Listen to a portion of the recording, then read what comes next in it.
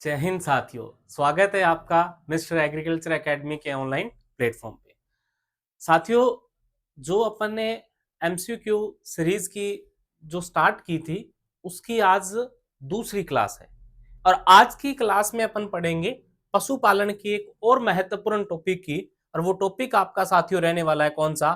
भैंस की नस्लें। इस टॉपिक के अंतर्गत अपन बात करेंगे जो प्रीवियस ईयर के अंतर्गत आए हुए आपके क्वेश्चन हैं।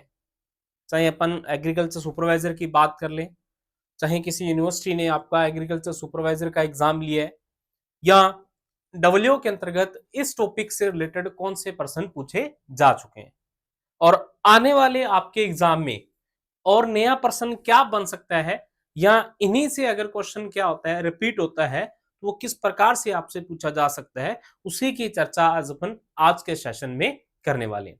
साथियों, बहुत ही महत्वपूर्ण क्लास रहने वाली है आपकी, क्योंकि आप प्रीवियस ईयर अभी अपन बात करेंगे तो आप देखेंगे कि एग्जामिनर क्या कर रहा है। जो आपके पीछे के एग्जाम हो चुके हैं उन्हीं से रिलेटेड ही आपके नए एग्जाम में क्वेश्चन डाल रहा है।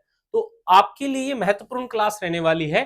क्लास को अंत तक देखिएगा और अपना इवोल्यूशन कर लीजिएगा भी। आपने भैंस वाला टॉपिक पढ़ा है पशुपालन में, तो आपको ये टॉपिक कितना अच्छे से आ रहा था और कितने आपके क्वेश्चन सही हो रहे थे।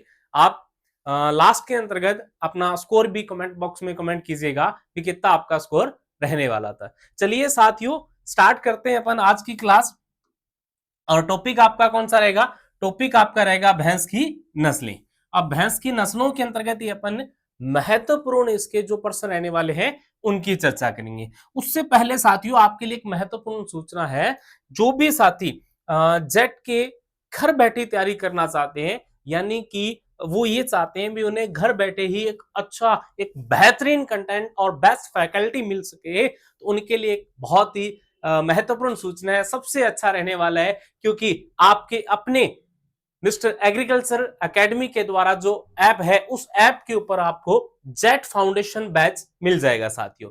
और इस जेट फाउंडेशन बैच की खासियत क्या रहने वाली है साथियों? जेट फाउंडेशन बैच का मार्गदर्शन करेंगे डॉक्टर नरेश जी पांथरिया सर।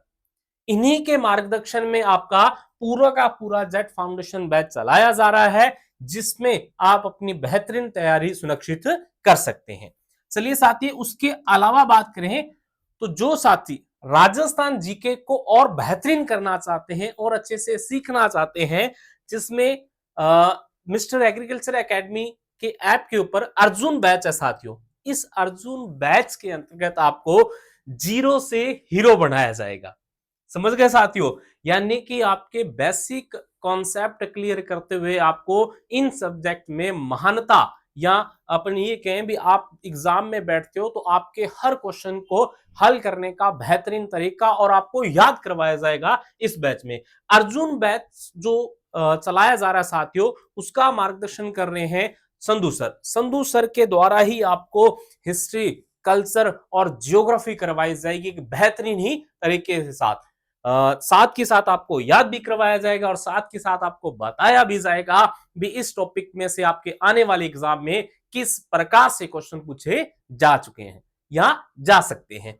चलिए साथियों, आज की क्लास स्टार्ट करते हैं अपन। और सबसे पहला क्वेश्चन आपका रहता है, भैंस की किस नस्ल, भैंस की भैंस की नस्ल जिसके सींग हसियानुमा, द्रांतिनुमा या अपन कह दें सिकल टाइप होते हैं। अब साथियों देखिएगा, जो आपको मैंने क्लास स्टार्ट होते ही बात की थी भी ये क्लास आपके लिए बहुत ही महत्वपूर्ण रहने वाली है, क्योंकि एग्जामिनर क्या कर रहा है, आपके प्रीवियस ईयर के अंतर्गत आए हुए क्वेश्चन को ही रिपीट कर रहा है नए नए तरीके के साथ। अब देखिएगा, यही क्वेश्चन आपका एग्रीकल्चर सुपरवाइजर का एग्जाम होता है। और ये एग्रीकल्चर सुपरवाइजर का जो साथियों एग्जाम हुआ था, इस एग्जाम की अपन बात करते हैं।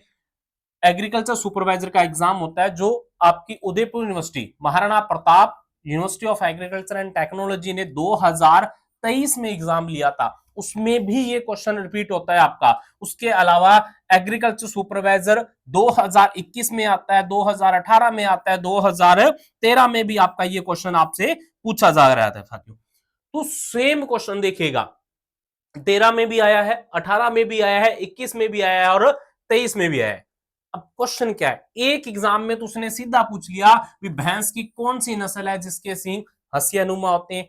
एक में उसने पूछ लिया भैंस भैंस की कौन सी नस्ल है जिसके सींग दरांतीनुमा होते हैं, और एक में उसने पूछा सिकल टाइप सींग किस भैंस की नस्ल के होते हैं।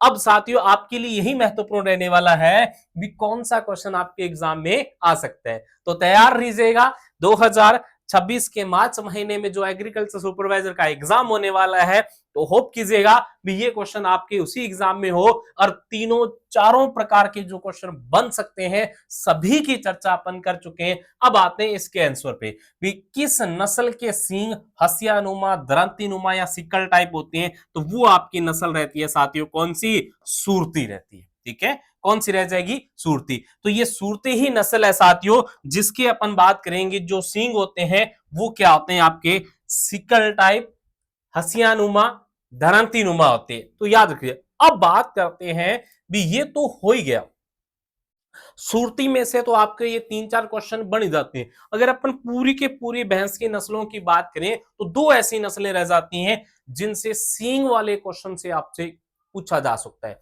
तो कौन सी, दूसरी आपकी रहती है साथियों कौन सी, मुर्रा नस्ल रहती है। मुर्रा की बात करेंगे तो आप ध्यान रखना इसके जो सींग होते हैं वो कैसे होते हैं, जलेबी आकार के।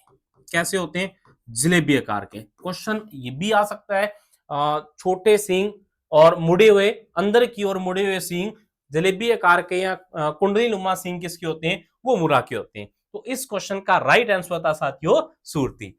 नेक्स्ट चलते हैं, दूसरा क्वेश्चन है आपका मुर्रा और सूरती दो नस्लें हैं। ध्यान से क्वेश्चन को सुन लीजिएगा, कितने इंपॉर्टेंट है उसकी भी चर्चा कर रहे हैं। मुर्रा और सूरती नस्लों के संकरण यानी कि क्रॉस से विकसित भैंस की नस्ल कौन सी है।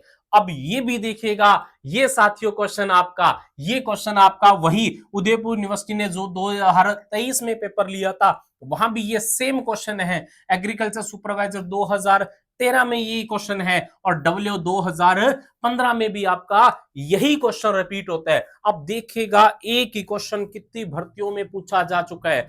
अब ये सोचिएगा कि अगर आपने 2013 एग्रीकल्चर सुपरवाइजर का पेपर एनालाइज किया होता तो ये क्वेश्चन आने वाले एग्जाम, चाहे आप डब्ल्यू में बैठे होते वहां भी आपका सही था, चाहे आप उदयपुर यूनिवर्सिटी वाले उस एग्जाम में बैठे होते तब भी आपका ये क्वेश्चन क्या होता, सही होता। तो क्वेश्चन दो नस्लों का क्रॉस है, किसका, मुर्रा और सूरती का। तो ये किसका रहता है साथियों, ये आपका इसका राइट आंसर रहता है मेहसाना। मेहसाना नस्ल का जो क्रॉस है वो रहता है मुर्रा और सूरती का।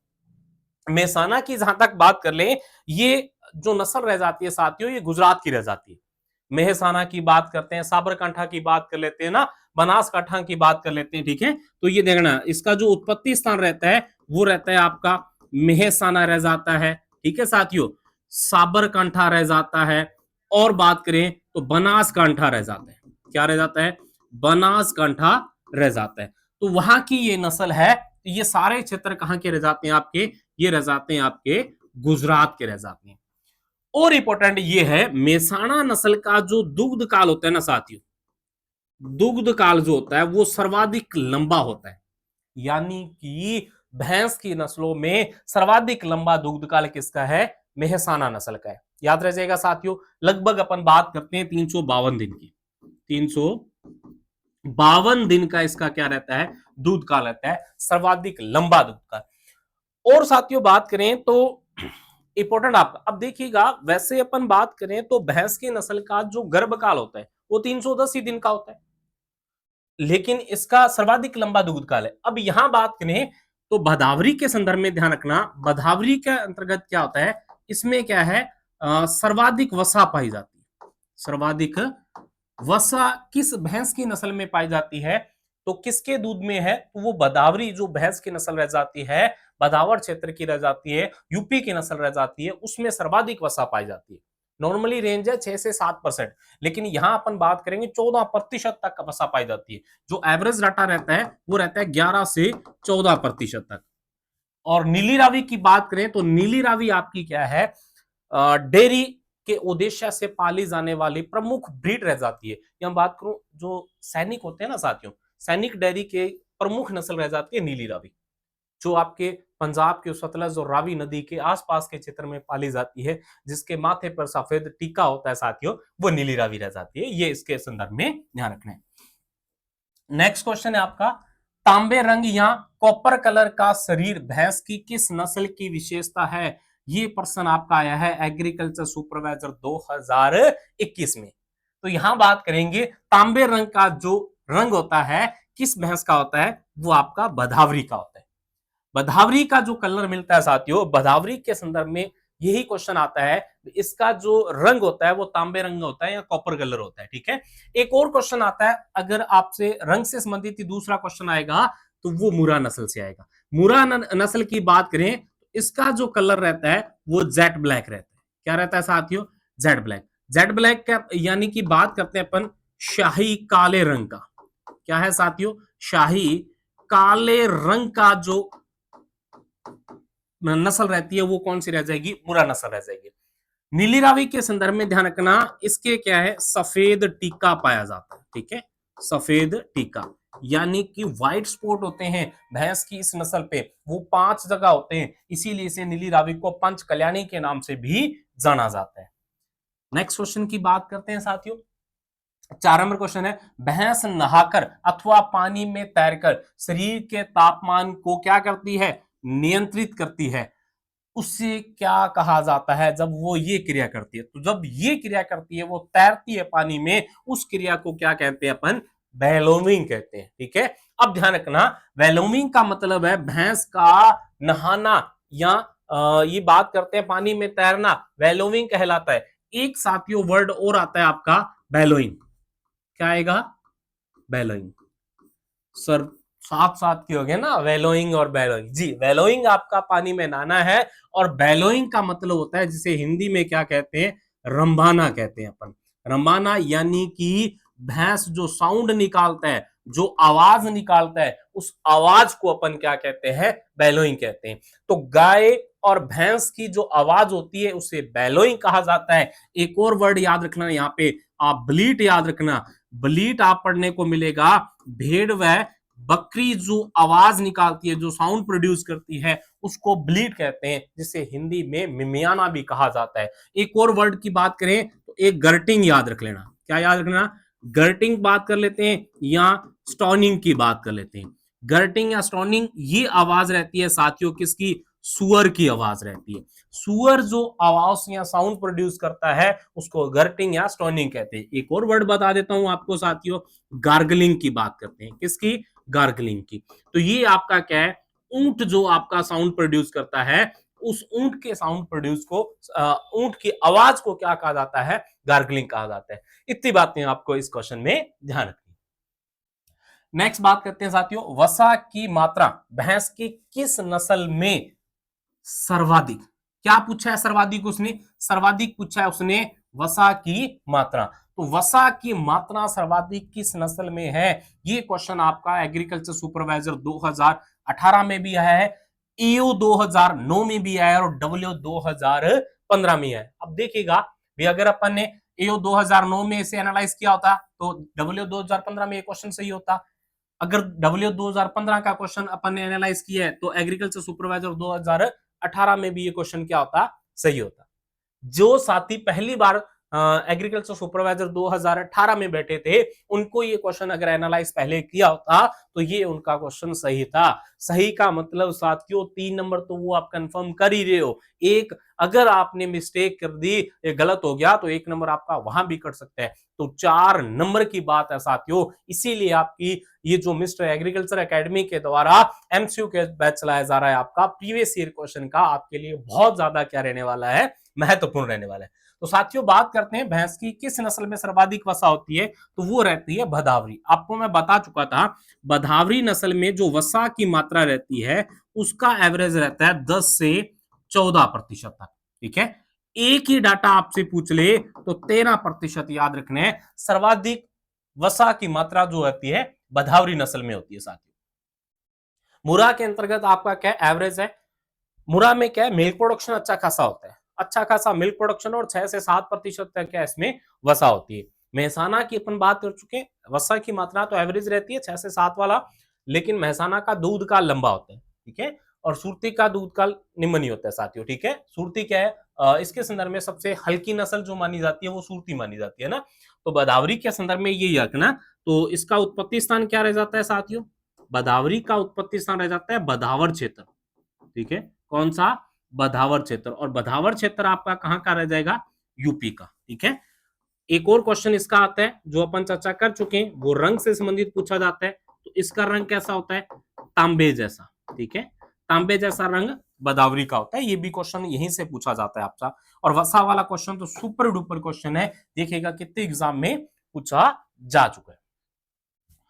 नेक्स्ट क्वेश्चन है साथियों, भैंस की सूरती नस्ल का मूल स्थान है। तो किसका पूछा है इसने, सूरती नस्ल का मूल स्थान है। ये क्वेश्चन बहुत ज्यादा इंपॉर्टेंट है। कब आया है, एग्रीकल्चर सुपरवाइजर 2015 में आया है। और जब अपन इसी क्वेश्चन को जेट के इतिहास में ले जाएं, जेट के इतिहास में ले जाएं, तो अनगिनत बार ये क्वेश्चन पूछा जा चुका है। अब पूछने का वे क्या है, अब देखिएगा यहां इसने सिर्फ स्टेट पूछा है। अब जब स्टेट की बात आती है तो सुरती कहां की रह जाती है। अब माइंड में आ रहा होगा ना, सर सुरती है तो सूरत याद रख लेते हैं और वो गुजरात है। बिल्कुल आपकी बात मैं मान लेता हूं भी आपने उस नजरिए से सुरती को गुजरात में रख लिया, जो आपका एग्रीकल्चर सुपरवाइजर 2015 में क्वेश्चन क्या हो जाता, सही हो जाता। लेकिन आप ध्यान रखना, सुरती के अगर जिलों की बात करें, ठीक है, या आप ये कह दो भी इसका अगर उत्पत्ति स्थान आपसे पूछ ले सुरती का, अगर आपको गुजरात ना देकर जिलों की बात कर ले तो जिले याद रख लेना, जिले रह जाते हैं नंदियाद, नंदियाद याद रख लेना, खेड़ा याद रख लेना। कौन सा, खेड़ा जिला, ठीक है। नंदियाद और खेड़ा जिला कहां के, गुजरात के रह जाते हैं। कहां के, गुजरात के। याद रख लेना साथियों, क्वेश्चन फिर बता रहा हूं, सूरती का सूरत मत करना, ठीक है। सूरत नहीं आएगा ऑप्शन में, आ भी गया तो आपका गलत हो सकता है। तो सूरती का उत्पत्ति स्थान नंदियाद जिला, खेड़ा जिला कहां का, गुजरात का। तो इसका उत्पत्ति स्थान सूरती का नंदियाद और खेड़ा रहता है, ध्यान रख लेना अच्छे से। नेक्स्ट क्वेश्चन है, कौन सी भैंस के सींग छोटे व जलेबी आकार के मुड़े हुए होते हैं। एग्रीकल्चर सुपरवाइजर 2015 में क्वेश्चन आया था। मैं आपको पहले भी बता चुका हूं साथियों भी, ये सींग से संबंधित आपके दो ही नस्लों से क्वेश्चन पूछे जाते हैं। एक तो सूरती से पूछा जाता है, हसियानुमा, दरांतीनुमा, सिकल टाइप, और दूसरा मुरा से पूछा जाता है, जलेबी आकार वाला। तो इस क्वेश्चन का राइट आंसर होता है आपका मुरा नस्ल, क्योंकि मुरा नस्ल के ही सींग छोटे होते हैं और जलेबी आकार के, बिल्कुल छोटे से सींग होते हैं, इस प्रकार से बीच में मुड़े होते हैं, ठीक है। आप देखोगे बहुत ही सुंदर नस्ल होती है साथियों, सबसे सुंदर नस्ल मुरा ही होती है, ठीक है। नीली रावी के संदर्भ में बात कर ही चुके हैं, पंचकल्याणी है, सफेद टिक्का माथे के ऊपर पाया जाएगा। जाफराबादी की बात करें तो इसमें ध्यान रखना सबसे भारी नस्ल रहती है। क्या रहती है, सबसे भारी नस्ल रहती है। और सूरती सबसे हल्की नस्ल रहती है। क्या रहती है, सबसे हल्की नस्ल कौन सी रहती है, सूरती रहती है। सबसे भारी जाफराबादी और सबसे हल्की सूरती नस्ल रह जाएगी। नेक्स्ट क्वेश्चन आते हैं साथियों, भैंस की कौन सी नस्ल का उत्पत्ति स्थान गुजरात है। अब देखिएगा ये क्वेश्चन आया था एग्रीकल्चर सुपरवाइजर 2013 में, बहुत ही सिंपल सा। वो आगे आपसे स्टेट नहीं पूछ रहा है, जगह नहीं पूछ रहा है, सिर्फ ये पूछ रहा है गुजरात की कौन सी। अब देखिएगा जहां तक अपन बात है इन सभी की बात कर ले, बदावरी के संदर्भ में मैं बता चुका था भी इसका जो उत्पत्ति स्थान रहता है वो रहता है बदावर क्षेत्र, और बदावर क्षेत्र रह जाता है यूपी का। नीली रावी की बात करें तो ये है सतलुज व रावी नदी के आसपास, रावी नदी के बीच का जो क्षेत्र रह जाता है, और ये क्षेत्र रह जाता है आपका कहां का, पंजाब का साथ। जाफराबादी का क्षेत्र, जाफराबाद का क्षेत्र, और इसका उत्पत्ति स्थान रहता है गिरवन, काठियावाड़ के, काठियावाड़ का गिरवन, गिरवन, ठीक है। और ये रह जाता है गुजरात का। मुरा की बात करें तो इसका उत्पत्ति स्थान क्या रह जाता है आपका, पंजाब ही रह जाता है। तो इस क्वेश्चन का राइट आंसर, इसने गुजरात का पूछा है तो राइट आंसर हो जाता है आपका जाफराबादी का। अब बात करें गुजरात की, आपसे और पूछ ले तो आपको इंपोर्टेंट 3 नस्लें याद रखनी है जो गुजरात की रह जाती है, ठीक है। एक तो आप रखोगे ही रखोगे किसको, जाफराबादी को तो रखोगे ही रखोगे। जाफराबादी के अलावा बात करूं तो सूरती आपकी गुजरात की रह जाती है, और तीसरी बात करूं तो मेहसाना भी आपकी कहां की रह जाती है, गुजरात। तो जब अपन भैंसों का क्लासिफिकेशन पढ़ते हैं तो गुजरात की आपकी ये तीन नस्लें आपको याद रखनी है, जाफराबादी, सूरती और मेहसाना। नया क्वेश्चन पढ़ते हैं साथियों, मिनी एलिफेंट के नाम से भैंस की कौन सी नस्ल जानी जाती है। तो मिनी एलिफेंट अभी अपन ने पीछे ही बात की है साथियों, किसको जाना जाएगा, जाफराबादी, क्योंकि जाफराबादी क्या है, सबसे भारी नस्ल रह जाती है ना। तो सबसे भारी नस्ल कौन सी है, जाफराबादी है, इसीलिए इसे मिनी एलिफेंट के नाम से जाना जाता है। जहां तक इसके वजन की बात करें तो लगभग आपको 600 केजी वजन मिलता है, किसका, जाफराबादी का साथियों। और सूरती के संदर्भ में ध्यान रखना, ये क्या रह जाती है, सबसे हल्की नस्ल रह जाती है ना, सबसे हल्की नस्ल आपकी सूरती रह जाती है, ठीक है। तो ये दोनों के संदर्भ में आपको ध्यान रखना है। इस क्वेश्चन का राइट आंसर है जाफराबादी, सबसे भारी नस्ल। जाफराबादी के संदर्भ में एक और बात याद रख लेना साथियों, सबसे भारी नस्ल तो होती है, वजन 600 केजी है, जो इसका दूध है ना, दूध के संदर्भ में रखना, वो आपका मछली घी उत्पादन के उद्देश्य से लिया जाता है। तो ये भी क्वेश्चन आपसे पूछ लिया जाए, किस भैंस की नस्ल का दूध घी उत्पादन की दृष्टि से महत्वपूर्ण है, तो वो जाफराबादी रह जाता है। उसके बाद नेक्स्ट क्वेश्चन है, किस नस्ल की भैंस के सिर पर क्या होता है, टीका होता है, ठीक है। अब यहां देखना, टीका यानी कि यहां बात करें तो सिर पर क्या होगा आपका, सफेद टीका होता है साथियों, क्या होता है, सफेद टीका होता है, ठीक है। और वो नस्ल आपकी कौन सी है, नीली रावी है। कौन सी रह जाती है, नीली रावी। नीली रावी का मैं बता चुका हूं भी, इसका जो उत्पत्ति स्थान है आपका, वो रह जाता है सतलुज व रावी नदी के आसपास, ठीक है। यहीं इसी क्षेत्र में आपकी बकरी की बीटल नस्ल भी पाई जाती है, ठीक है, वो भी सतलुज के आसपास ही है। तो नीली रावी का उत्पत्ति स्थान सतलुज व रावी नदी के आसपास, कहां पे, वो पंजाब का जो क्षेत्र रह जाता है वहां पाई जाती है। और सबसे महत्वपूर्ण क्या है, मैं बता चुका था भी, नीली रावी का जो अन्य नाम रहता है साथियों, क्या रहता है, अन्य नाम, अन्य नाम क्या रहता है, पंच कल्याणी रहता है। क्या रहता है, पंच कल्याणी। क्यों कहा जाता है पंच कल्याणी इसे, क्योंकि इसके शरीर पर 5 भागों पर क्या होते हैं, सफेद टीका होता है, इसीलिए इसे पंच कल्याणी के नाम से जाना जाता है। ये पूछा गया था एग्रीकल्चर सुपरवाइजर 2013 में। नेक्स्ट क्वेश्चन है साथियों, भैंस की कौन सी नस्ल उत्तर प्रदेश स्वर्ग की है। आपको याद कीजिएगा, मैंने आपको बताया था, ठीक है। तो यहां बात करते हैं, तो नीली रावी तो पंजाब की होगी आपकी, ये पंजाब की है। मुरा भी मैंने बताया था, उसी पंजाब वाले क्षेत्र की रह जाती है। जाफराबादी अपन बात कर चुके हैं, तो कहां की, गुजरात की रह जाती है। तो इसका राइट आंसर क्या है, बदावरी है। बदावरी, बदावर क्षेत्र कहां का रह जाता है, उत्तर प्रदेश का। एग्रीकल्चर सुपरवाइजर 2013 में एक और बहुत ही आसान क्वेश्चन पूछा गया था आपसे। नेक्स्ट क्वेश्चन है साथियों, भैंस की जाफराबाद नस्ल विशुद्ध रूप से कहां पाई जाती है। किस नस्ल की बात करें, जाफराबाद की। अब याद कीजिएगा, अपन लास्ट क्वेश्चन में पढ़ के गए, मैंने आपको जब सारों का बताया था, ये देखिएगा 8वें क्वेश्चन में अपन ने चर्चा की थी ना, क्या, जाफराबाद काठियावाड़ का किरवन। तो अब वही क्वेश्चन रिपीट कर लेते हैं अपन, ठीक है। अब आप ही बता दोगे, जी बिल्कुल सर, कहां का, इसका राइट आंसर रह जाएगा कौन सा, काठियावाड़ का गिरवन, ठीक है, वहां ये नस्ल पाई जाती है, ठीक है। नेक्स्ट बात करते हैं साथियों, भारतवर्ष में भैंसों की सबसे प्रचलित नस्ल कौन सी है, और ये प्रश्न आपका पूछा गया था EO 2016 में। तो भारतवर्ष में सबसे प्रचलित नस्ल कौन सी रह जाती है, मुरा रह जाती है, ठीक है। मुरा नस्ल क्या है, इसी को क्या माना गया है, सबसे, इसी नस्ल को क्या माना गया है साथियों, सबसे सुंदर नस्ल भी माना गया।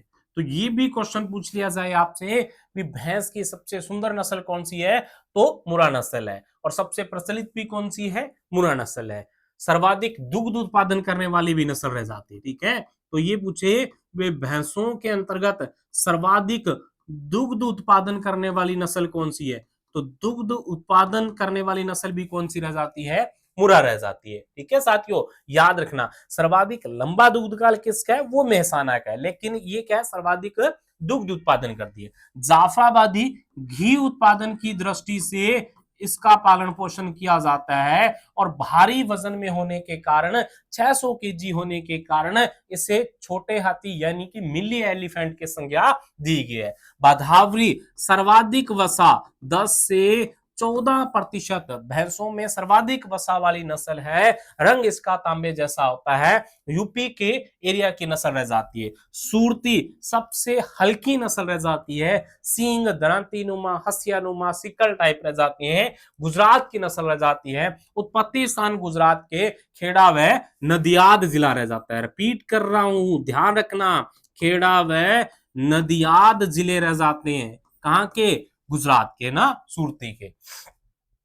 नेक्स्ट क्वेश्चन है साथियों, अजमेर में भैंस पालन हेतु किस नस्ल की सिफारिश की जाती है। डब्ल्यू 2012 में यह प्रश्न पूछा गया था, तो वो रह जाएगी आपकी कौन सी, मुरा नस्ल। मुरा नस्ल को अजमेर में पाला जाता है साथियों। ठीक है, क्योंकि पंजाब हरियाणा के अंतर्गत इसका पालन पोषण अच्छा होता है और अजमेर में भी इसका पालन पोषण अच्छा होता है। और यही बात करें, अगर अजमेर से संबंधित आपसे गाय की नस्ल पूछा था, तो लास्ट सेशन में अपन कर चुके हैं, जो आपकी गिर नस्ल रह जाती है, गिर नस्ल का जो गाय की नस्ल रहती है उसे अजमेर में पाला पोसा जाता है। और भैंस की बात करें तो मुरा नस्ल का पालन पोषण किया जाता है, जो आपका डब्ल्यू 2012 में पूछा जा चुका है। नेक्स्ट क्वेश्चन है साथियों, भैंस में औसत गर्भावस्था गैस्ट्रेशन पीरियड की बात कर रहे हैं अपन, का समय होता है। डब्ल्यू 2012 में क्वेश्चन पूछा जा चुका है। और भैंस की इन ऑप्शन के अनुसार बात करें तो 307 आपका क्या रहता है, सही रहता है। अब गर्भावस्था से संबंधित अपन सभी नस्लों की बात कर लेते हैं ना, गाय की बात कर लेते हैं अपन, भैंस की बात कर लेते हैं अपन, भेड़ की बात कर लेते हैं अपन, बकरी का पूछा जा सकता है आपसे, बकरी के अलावा बात करें तो ऊंट का पूछा जा सकता है। ठीक है, तो गाय का गर्भावस्था काल जो रहता है 282 दिन रहता है, भैंस का 310 दिन रहता है साथियों। ठीक है, लेकिन ऑप्शन में आपका इसके आसपास 307 था तो ये माना जाएगा। भेड़ की बात करें तो 147 दिन रह जाते हैं, बकरी की बात करें तो 151 दिन रह जाता है, और ऊंट की बात करें तो 395 दिन रह जाता है। ऐसा ही कुछ मुर्गी की बात करें तो उसका हैचिंग टाइम पूछा जाता है, हैचिंग टाइम। ठीक है, तो मुर्गी में क्या पूछा जाता है, आपका हैचिंग टाइम पूछा जाता है, और उसका हैचिंग टाइम रहता है आपका 21 दिन का साथियों। क्या रहता है, 21 दिन का। तो याद रह जाएगा आपको, यहां भैंस का पूछा है तो आपका 307 दिन हो जाएगा। भारतीय भैंस के उत्थान हेतु प्रजनन का सही नीति रहता है, डब्ल्यू 2009 में पूछा गया, तो ये चयनित प्रजनन। ठीक है, जो अपन चयनित की बात करते हैं, सिलेक्शन की बात करते हैं, वो ही सबसे बेस्ट रहता है। नेक्स्ट क्वेश्चन है आपका, भैंस के बच्चे देने की क्रिया को क्या कहा जाता है। यहाँ तो क्वेश्चन आपका ऐसे पूछा जा सकता है, यहाँ पूछा जाता है प्रसव क्रिया को क्या कहा जाता है, किसको, प्रसव क्रिया को क्या कहा जाता है। तो भैंस के अंतर्गत प्रसव क्रिया को कहा जाता है साथियों क्या, काविंग कहा जाता है। ठीक है, लैम्बिंग की जहां तक बात करें तो लैम्बिंग की बात करते हैं, तो लैम्बिंग क्या होता है, लैम्बिंग होता है भेड़ की प्रसव क्रिया। किसकी, भेड़ की प्रसव क्रिया, ये भेड़ की प्रसव क्रिया हो जाएगी। ठीक है, हैचिंग की जहां तक बात करें तो ये पढ़ते हैं अपन मुर्गी के अंतर्गत। ठीक है, किडिंग की बात करें तो ये पढ़ते हैं साथियों अपन किसमें, बकरी की प्रसव क्रिया होती है। काविंग की बात कर रहे हैं जहां तक, तो काविंग दोनों में याद रखना, काविंग गाय में भी पढ़ते हो आपका, वे किस में पढ़ते हो आप, भैंस में भी काविंग ही पढ़ते हो। ठीक है, प्रसव क्रिया, ये इसके अंतर्गत आपको याद रखना है। नेक्स्ट क्वेश्चन है साथियों, केंद्रीय भैंस अनुसंधान संस्थान कहां पे है। तो केंद्रीय भैंस अनुसंधान संस्थान है आपका हरियाणा के अंतर्गत। अब बात करते हैं इसकी स्थापना कब होती है। ठीक है, तो इसकी जो स्थापना हुई थी साथियों, वो होती है आपकी 1 फरवरी 1985 के अंतर्गत। ठीक है, तो कब हुई थी, 1 फरवरी 1985 को केंद्रीय भैंस अनुसंधान संस्थान की स्थापना होती है, जिसे अपन सीबीआरआई के नाम से भी जानते हैं। ठीक है, सेंट्रल बफेलो रिसर्च इंस्टीट्यूट के नाम से भी जाना जाता है। हिसार हरियाणा में है, 1 फरवरी 1985 को इसकी स्थापना होती है। ठीक है, करनाल हरियाणा में आपको क्या मिलेगा? करनाल हरियाणा में एक तो एनडीआरआई मिलता है, नेशनल डेयरी रिसर्च इंस्टीट्यूट, जिसकी स्थापना होती है 1955 में। ठीक है, और एक आपको क्या मिलेगा? एनबीजीआर मिलेगा, national bureau of animal genetic research. ठीक है, इसकी स्थापना होती है 1984 में। ठीक है, तो एनडीआरआई का मुख्यालय भी कहां पे है? करनाल हरियाणा में, और एनबीजीआर का मुख्यालय भी कहां पे है? करनाल हरियाणा में। उदयपुर राजस्थान में क्या है? उदयपुर राजस्थान आपका इंपॉर्टेंट है, क्योंकि यहां पे क्या है? राजस्थान का क्या साथियों? राजस्थान का भैंस अनुसंधान संस्थान है। राजस्थान का भैंस प्रजनन प्रजनन व अनुसंधान संस्थान है। ठीक है, अनुसंधान संस्थान। ठीक है, ये आपका कहां पे है? ये आपका है वल्लभ नगर उदयपुर में। ठीक है, कहां रह जाएगा? वल्लभ नगर उदयपुर में रह जाता है साथियों। ठीक है, इसके संदर्भ में आपको ये बात ध्यान में रखनी है। ये आपके क्वेश्चन का राइट आंसर रह जाता है। नेक्स्ट है आपका, किस भारतीय नस्ल को पंचकल्याणी के नाम से जाना जाता है? याद कीजिएगा, पंचकल्याणी का मतलब क्या है? 5 जगह पर, 5 जगह पर क्या है? सफेद रंग का टीका है, सफेद रंग का टीका है। तो ये क्वेश्चन कैसे भी पूछा जा सकता है आपसे, और ये रहती है आपकी कौन सी? नीली रावी रहती है साथियों। कौन सी रहती है? नीली रावी।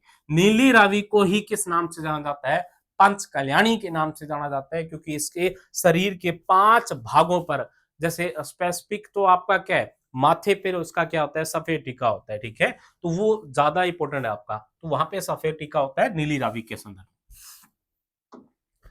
लास्ट क्वेश्चन है साथियों, भैंस की किस नस्ल का रंग शाही काले रंग का होता है? शाही काले रंग का जो रंग होता है वो किसका होता है? मुर्रा नस्ल का। आपको मैं बता चुका था, जेट ब्लैक कलर की। कौन सी? जेट ब्लैक कलर की सबसे सुंदर नस्ल, सबसे सुंदर नस्ल। ठीक है, और सर्वाधिक सर्वाधिक दुग्ध उत्पादन करने वाली नस्ल, सर्वाधिक दुग्ध उत्पादन करने वाली नस्ल। सब कुछ किसके बारे में है? मुर्रा के बारे में है ना। यहाँ पे बदावरी से मैंने कहा था, यहां से क्वेश्चन आ सकता है आपका, कॉपर कलर या तांबे जैसा रंग। कॉपर कलर या तांबे जैसा रंग किसका होता है? वो आपका भदावरी का होता है। मुर्रा में एक और ध्यान रखना साथियों, मुर्रा की जो पूंछ होती है ना, मुर्रा की जहां की बात करें तो जो टेल होती है इसकी, यानी कि पूंछ की बात करें तो पूंछ पे क्या है? गोल्डन रंग के बाल होते हैं। ठीक है, सुनहरी बाल होते हैं। ठीक है, सुनहरी बालों का गुच्छा होता है। ठीक है, सुनहरी बालों का गुच्छा होता है। ठीक है, ये इसकी विशेषता है। मतलब लास्ट वाले पोर्शन पे क्या है? गोल्डन कलर के रंग होते हैं। तो ये भैंस की मुर्रा नस्ल के बारे में जानकारी आपको रखनी है। नेक्स्ट बात करते हैं साथियों, तो ये आपके भैंस की नस्लों के जो महत्वपूर्ण पर्सन थे, जो पीछे बहुत सारे एग्जाम में पूछे जा चुके हैं, उनकी अपन ने चर्चा की है। आप लास्ट के अंतर्गत अपना स्कोर भी बताइएगा भी आपको इन 20 क्वेश्चन में से कितने क्वेश्चन आ रहे थे। तो साथियों रिपीट कर रहा हूं, मिस्टर एग्रीकल्चर एकेडमी ऐप है जो आपको प्ले स्टोर पे भी मिल जाएगी और इसी वीडियो के डिस्क्रिप्शन में भी मिल जाएगी। आप जाइएगा, उसे डाउनलोड कीजिएगा, तो वहां आपको एक बेहतरीन कंटेंट, जानदार शानदार फैकल्टी के साथ घर बैठे आपको एक सिलेक्टेड टीम के मार्गदर्शन के अंतर्गत बहुत बेहतरीन तैयारी करने को मिलेगी साथियों। बहुत बहुत धन्यवाद।